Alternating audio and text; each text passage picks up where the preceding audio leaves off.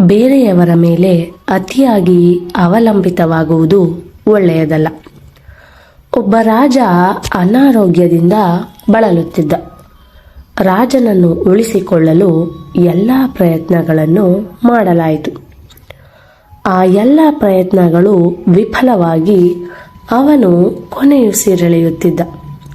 ರಾಣಿಯರು, ಮಕ್ಕಳು, ವೈದ್ಯರು ಮತ್ತು ಮಹಾಮಂತ್ರಿಯು ಅವನ ಆಸೆಯನ್ನು ತೊರೆದಿದ್ದರು.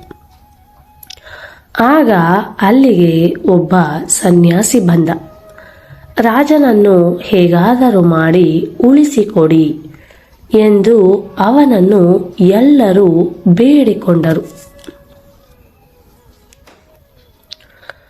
ಅವರ ದುಃಖ, ರಾಜನ ಮೇಲಿನ ಪ್ರೀತಿಯನ್ನು ಗಮನಿಸಿದ ಸನ್ಯಾಸಿ ಇದಕ್ಕೆ ಬಹು ಸುಲಭವಾದ ಒಂದು ಉಪಾಯವಿದೆ.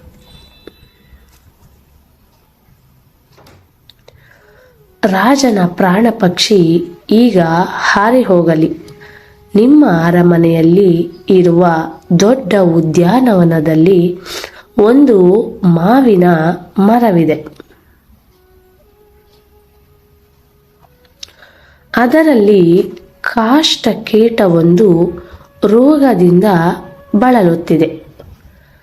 ರಾಜನಿಂದ ಹೊರಹೋಗುವ ಆತ್ಮ ಅದರಲ್ಲಿ ಹೋಗಿ ಸೇರಿಕೊಳ್ಳುತ್ತದೆ. ನೀವು ಆ ಕೀಟವನ್ನು ಹಿಡಿದು ಕೊಂದರೆ ಮತ್ತೆ ಆತ್ಮವು ಬಂದು ರಾಜನಿಗೆ ಸೇರಿ ಆತನ ಪುನರ್ಜನ್ಮವಾಗುತ್ತದೆ ಎಂದ.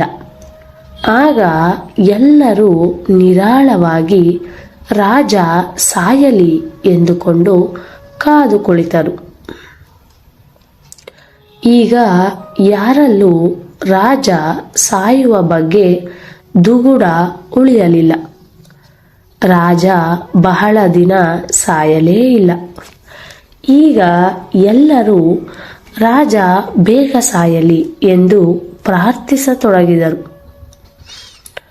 ಒಂದು ವಾರದ ನಂತರ ರಾಜ ಮರಣವನ್ನು ಹೊಂದಿದ. ಮಂತ್ರಿಗಳು ಉದ್ಯಾನಕ್ಕೆ ಹೋಗಿ ಕೀಟವನ್ನು ಹಿಡಿಯಲು ತೊಡಗಿದರು.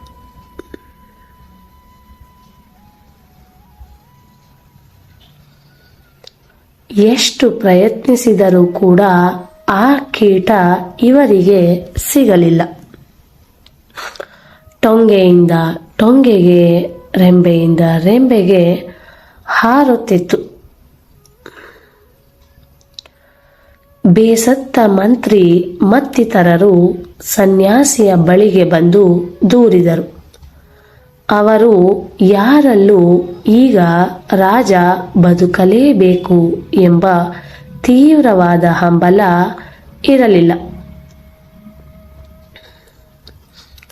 ಇದನ್ನು ಗುರುತಿಸಿದ ಸನ್ಯಾಸಿ ನಗುತ್ತಾ ಹೇಳಿದ, ಜೀವನದ ಗತಿಯೆಂದರೆ ಇದೆ. ಜೀವವು ಇದ್ದಷ್ಟು ದಿನ ಆ ಶರೀರದ ಸ್ವತ್ತು ಅಷ್ಟೆ. ಅದು ರಾಜನಲ್ಲೇ ಇರಲಿ, ಉದ್ಯಾನದ ಕಾಷ್ಟ ಕೀಟದ ಶರೀರದಲ್ಲೇ ಇರಲಿ, ಅದಕ್ಕೆ ಅದರದೇ ಆದ ರೂಪ ಬರುತ್ತದೆ. ನಮಗೆ ಅದನ್ನು ಹಿಡಿಯುವ ಮೋಹ ಬರುತ್ತದೆ. ಈ ಮೋಹ ಮಿಥ್ಯ. ಆದ್ದರಿಂದ ರಾಜನ ಶರೀರದ ಮೇಲಿನ ಮೋಹವನ್ನು ನೀವು ಬಿಟ್ಟು ಮುಂದಿನ ಕೆಲಸವನ್ನು ನೋಡಿ ಎನ್ನುತ್ತಾನೆ ಆ ಸನ್ಯಾಸಿ. ನಂಟು, ಸ್ನೇಹ, ಸಂಬಂಧಗಳೆಲ್ಲವೂ ಬದುಕಿಗೆ ಮುಖ್ಯ ನಿಜ.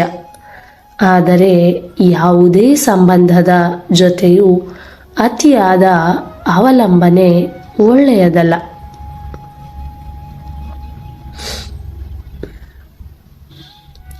ಸಂಬಂಧಗಳು ಬಹಳ ಬೇಗ ಶಿಥಿಲಗೊಳ್ಳುತ್ತಿರುವ ಈ ಕಾಲದಲ್ಲಿ ಅಂಟಿಯೂ ಅಂಟದ ಗೆರೆಯ ನಡುವೆಯೇ ಅವುಗಳನ್ನು ನಿಭಾಯಿಸುವುದು ಸೂಕ್ತ.